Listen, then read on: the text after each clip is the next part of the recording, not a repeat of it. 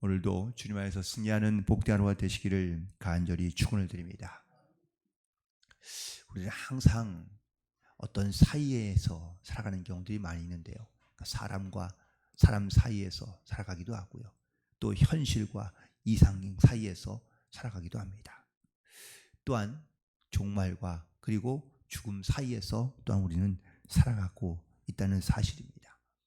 그런데 이 살아가는 그 사이에서 우리가 어떠한 생각과 혹은 또 어떠한 목표와 방향을 향해 가지고 살아가느냐가 사실 무척이나 중요합니다.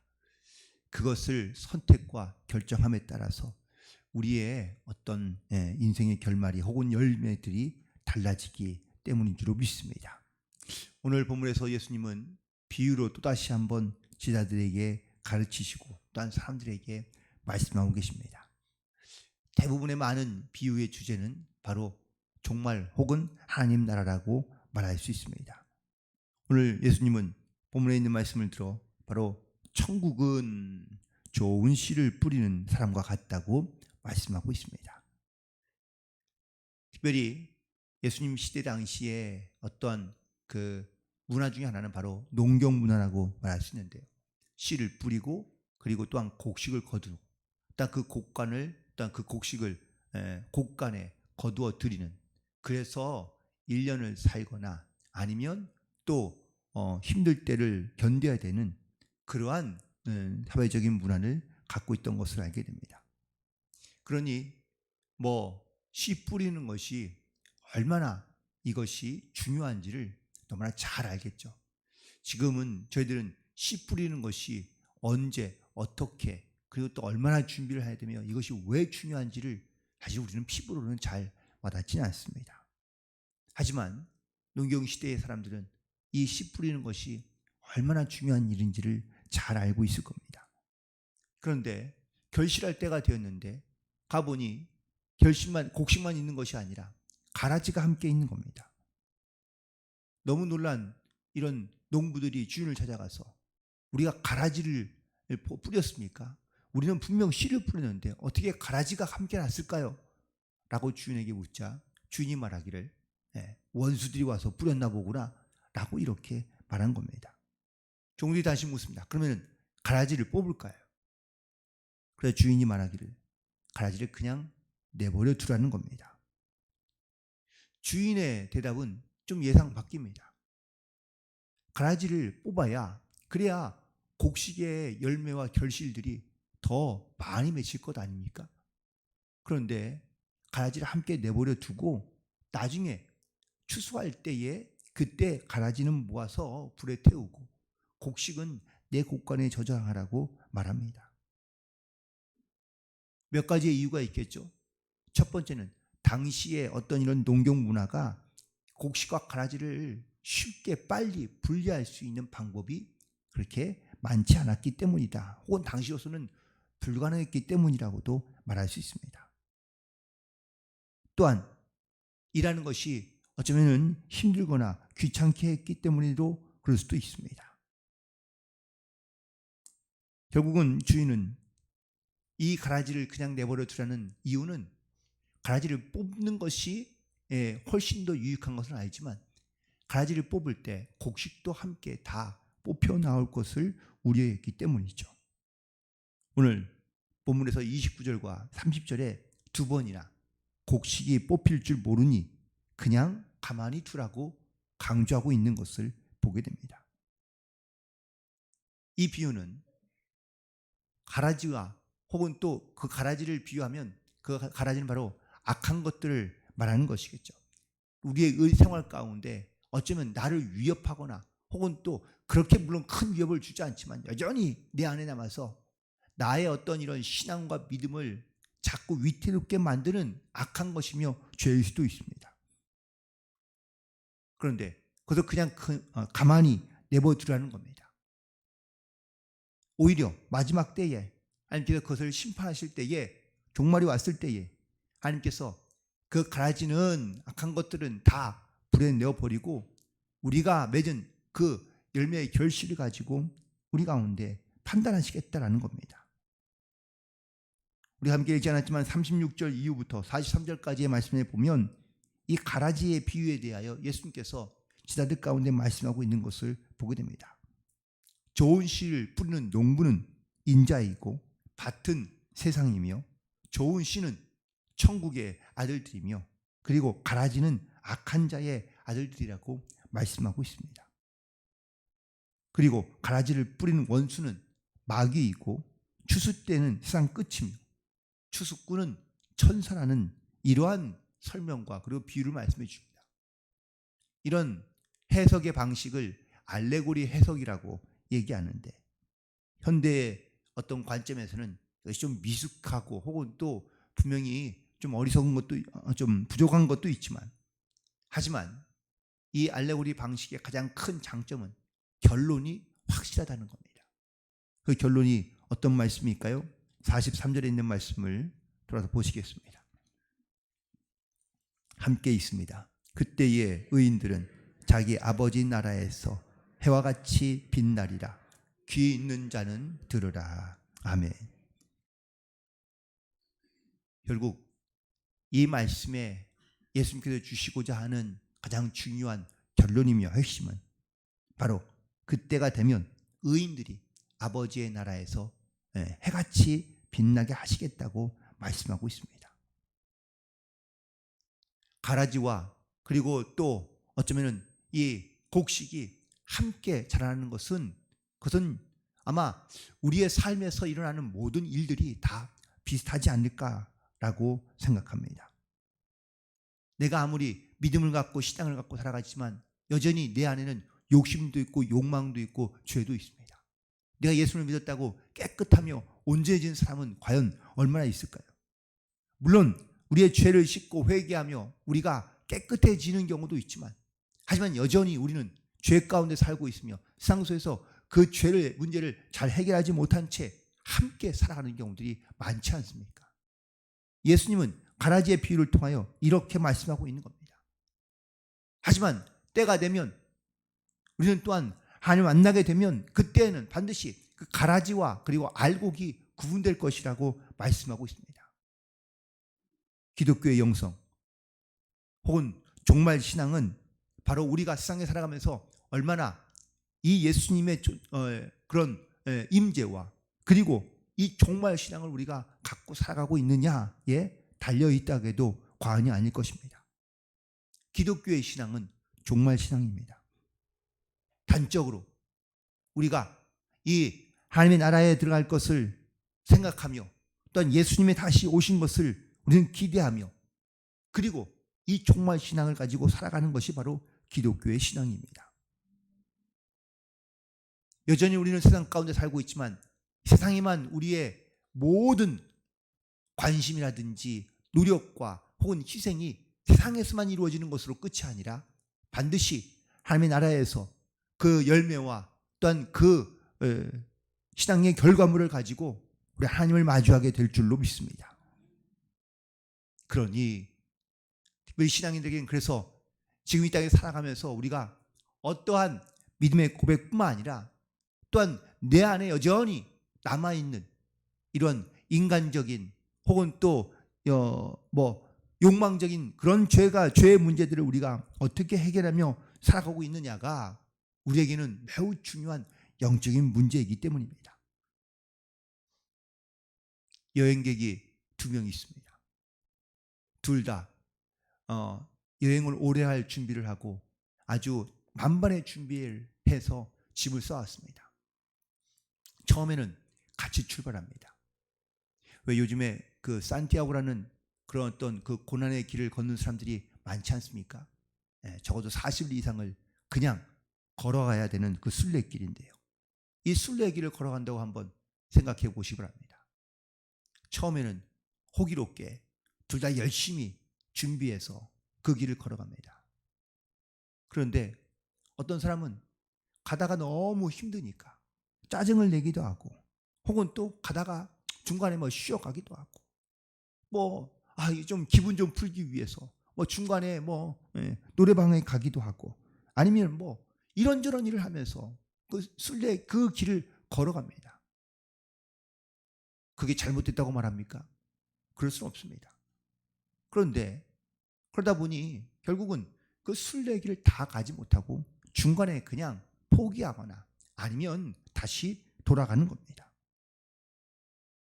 하지만 다른 여행객은 지금 매우 고통스럽고 힘들며 어렵지만 또 걷는 게 또 이게 지루하기도 하고 걷는다는 것이 결코 쉬운 일은 아니지만 그는 다른 것들에 한눈 팔지 않고 묵묵하게 그 길을 걸어갑니다. 이유는 뭘까요? 마지막 종착지에 이르렀을 때에 자기가 느낄 그 어떤 희열, 기쁨, 그런 어떤 성취, 그런 것을 그는 알고 있기 때문에 그 길을 묵묵히 끝까지 걸어갑니다. 그렇다고 주변에 뭐 이런 사람들처럼 다른 중간에 했던 다른 여행객처럼 그도 놀고 싶기도 하고 또한 뭐 어딘가에 들러서 뭔가를 좀 새로운 일을 경험하고 싶은 마음이 왜 없겠습니까? 하지만 그럼에도 불구하고 그는 끝까지 그 마지막 목표를 향해 나아가는 것처럼 기독교인들이 이 종말 신앙을 갖는 이유 중에 하나는 우리가 세상에 사는 즐거움과 기쁨을 모르기 때문이 아닌 것이죠. 우리도 알고 있고 혹은 때로는 정말로 미치도록 어쩌면은 그 세상 가운데 나아가 살고 싶은 생각이 들 때도 분명히 있지만 우리가 하나님을 바라보며 그리고 또한 주님을 만나 우리의 믿음의 이야기를 나누며 또 우리의 결실들을 주님 앞에 내어놓을 때 우리가 부끄러움이 없기 위해서 그래서 우리는 종말과 오늘 사이에서 우리는 신앙과 믿음을 가지고 살아가고 있는 줄로 믿습니다. 여전히 하지만 세상은 우리 가운데 변하거나 달라진 것이 없습니다. 아니 더 우리 가운데 악하거나 아니면 우리를 미혹하는 일들이 더 많아지고 있습니다. 그런 세상에서 이 믿음을 지킨다는 것 또한 신앙을 지키며 끝까지 바로 하나님의 나라를 향해 나아간다는 것이 결코 쉬운 일은 아닙니다. 예수님이 십자가 지는 일이 과연 쉬우셨을까요? 예수님도 그 십자가를 지어야 된다는 것, 져야 한다는 것을 알고 있지만 예수님도 고민하시고 번민하시고 그리고 고통스러워 하셨던 것을 우리는 기억합니다. 제자들은 어땠을까요?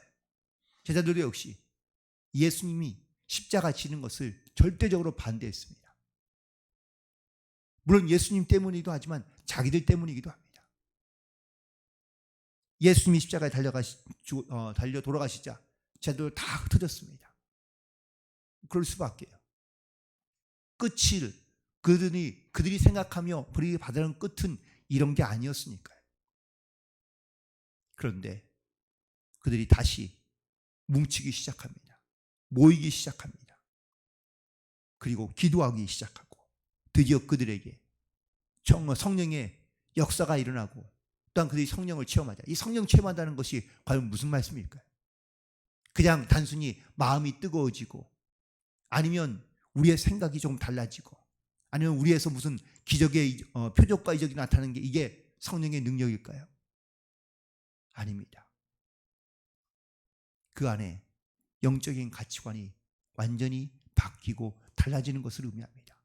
세상에 살고 있지만 세상의 방법으로 세상의 어떤 생각으로 살아가는 것이 아니라 하나님의 말씀으로 내가 이 땅에 살고 있지만 이 종말론적인 신앙을 가지고 살아가는 것이 이것이 바로 성도라는 것을 깨닫고 그들은 기도하기를 멈추지 않으며 복음 전하는 것을 멈추지 않게 됩니다. 저는 요즘 최근에 미국에서 있는 그 부흥운동에 대한 이야기를 영상을 좀 많이 보고 있습니다. 제가 선교를 다녀오면 거기에 대한 이야기를 좀 함께 나누려고 그러는데 부흥이 점점 사라지거나 이 부흥이 단순히 사람이 많이 모이거나 뭐 사람이 숫자가 늘어나는 것이 단순한 부흥의 모습은 아닙니다. 그 안에 있는 모인 사람들이 어떠한 영적인 교제를 나누냐라는 것이 사실은 더 중요하다는 것을 다시 한번 깨닫게 됩니다. 하지만 이 종말 신앙을 이용하여 악용하여 그렇게 이것을 마치 가라지처럼 사용하는 이단들이 많습니다. 이런 상황 가운데 기독교인들은 두 가지의 극단으로 분리될 수도 있습니다. 하나는 광신적인 미래주의입니다. 그냥 오로지 해같이 빛난다는 이 이야기에 많은 사람들은 이 세상에 있는 것을 다 버리고 오직 하나님의 나라만 바라보며 살아가야 한다고 강조하는 이단들이 많습니다. 그리고 계시록 14장 1절에 등장하는 14만 4천 명이 자기들에게 모여있는 사람만 계수된다고 이야기합니다. 이것이 그들의 목표이기 때문에 현실의 삶의 모든 문제를 다 의미 없으며 헛된 것이고 그리고 버려야 할 것이라고 그들은 이야기합니다. 그게 옳지 않다는 겁니다. 이게 바로 가라지의 특징 중에 하나입니다. 또 다른 하나는 정반대입니다. 종말신앙이 됐으니, 아니 종말신앙이 완전히 실종된 상태를 말합니다. 하나님의 나라와 그리고 또한 해같이 빛나게 하신다는 이 하나님의 심판에 대하여, 종말신앙에 대하여, 예수님의 재리에 대하여 그들은 부정하며 그리고 배격하고 그리고 아무 의미가 없는 것이라고 말하는 겁니다. 이렇게 극단적인 세상 가운데 신앙인들은 그럼 어디에 위치했을까요? 네, 그 중간 어디쯤 있겠죠. 물론 조금 더 세상에 치우치는 사람이 있는가 하면 조금 더 종말 신앙 쪽에 치우치는 사람도 분명히 있을 겁니다. 종말과 오늘 사이에서 살아가는 이러한 기독교적인 영혼들이 지나친 양극단에 치우치지 않고 그리고 이 종말 신앙과 오늘의 현실의 문제들을 우리는 다 함께 끌어안고 살아가야 하는 것이, 이것이 바로 성도의 위치이고 성도의 자리인 줄로 믿습니다. 그런데 내 살아가면서 우리 가운데 가라지는 없다, 가라지가 없는 세상 과연 있을까? 아니요. 예수님도 하나님도 가라지를 그냥 내버려 두라고 말씀하십니다. 물론 그게 그 곡식을 맺는 열매에게 결코 좋지 않다는 것은, 그 가라지가 영양분을 많이 뺏어갈 것이라는 것은 분명히 알고 있습니다. 하지만 내버려 두라고 말씀하십니다. 또 때로는 가라지와 곡식이 비슷해서 잘 구별되지 않을 때도 종종 있습니다. 곡식이라고 생각했는데 가라지일 수도 있고요. 가라지라고 생각했는데 곡식일 수도 있습니다. 겉모양만 그럴싸한 그러한 모습으로 신앙생활을 하는 것이 이 가라지와 곡식의 바로 모습이라고도 말할 수 있습니다. 하지만 마지막 때가 되면 가라지는 하나님께서 반드시 불에 태워 사라지고 그리고 또 우리 알곡만 남게 될 것이라고 말씀하십니다. 이 말씀을 다시 한번 묵상해 본다면 우리가 그냥 세상에 살면서 난 가라지도 있고 혹은 또 열매도 있는데 너무 이 가라지를 없애려고 하는 것도 쉽지 않지만 그렇다고 너무 지나치게 자유롭게 살아가는 것도 옳지 않다는 것, 하나님께서 다 알아서 해결해 주시지, 내 죄의 문제를 하나님께서 다 도말해 주시지 라는 이런 자비의 의지에서 그냥 될 대로 되라라는 식으로 살아간다는 것도 역시 이것이 옳지 않다는 것을 깨닫게 하십니다. 끊임없이 우리는 내 안에 있는 이 가라지를 우리는 없애기 위하여, 아니 가라지에 의해서 우리의 어떤 신앙과 믿음이 빼앗기지 않기 위하여, 우리의 믿음의 결실이 사라지지 않기 위하여 우리는 끊임없이 하나님께 기도함으로 깨어있어 경성함으로 우리는 주님 앞에 나아가야 될 줄로 믿습니다. 심지어 가라지가 있다고 해서 우리를 비난하거나 남을 비난할 필요도 없습니다. 왜요? 나도 역시 그런 가라지를 다 가지고 있으니까요. 그래서 우리는 항상 이 거룩한 긴장감을 가지고 살아가야 될 줄로 믿습니다. 이 거룩한 긴장감이 없으면 우리는 도태되기 쉽고 그리고 우리는 쉽게 무너질 수밖에 없습니다. 또한 결론은 삶의 매너리즘에 빠져서, 아니 신앙적인 매너리즘에 빠져서 뜨거움도 없고 차가움도 없고 그래서 마치 미지근한 신앙생활을 하려고 하는 경우도 있을 수 있습니다. 우리는 이 영적인 긴장감이, 거룩에 대한 긴장감이 항상 우리의 마음과 심령 가운데 남아있어 깊이 있게 나를 성찰하며 내가 지금 어느 위치에 있는지 너무 지나치게 종말론 쪽에 빠져 있는 것도 아니고 현실적인 상 가운데 빠져 있는 것이 아닌 우리의 기독교인의 적당하며 필요한 위치를 잘 깨닫고 그 안에서 우리는 믿음을 지키며 내 안에 여전히 해결되지 않는 가라지의 문제들이 남아있긴 하지만 오히려 우리 안에 있는 이 영적인 결실들을 잘 맺어 마지막 때에 하나님 앞에 온전히 설 수 있는 그런 저와 여러분 되기를 간절히 소망합니다. 가라지 비유를 통하여 주님 우리 가운데 말씀하십니다. 그리고 결론적으로 그때에 의인들은 아버지의 나라에서 해와 같이 빛나게 하신다는 이 말씀을 반드시 기억하며 마지막 때 그 하나님의 나라에서 빛나고 아름답게 하나님 앞에 또한 칭찬받고 그리고 또한 주님 앞에 온전히 설 수 있는 그런 승리하는 하루가 되시기를 주님의 이름으로 간절히 축원을 드립니다. 기도하시겠습니다.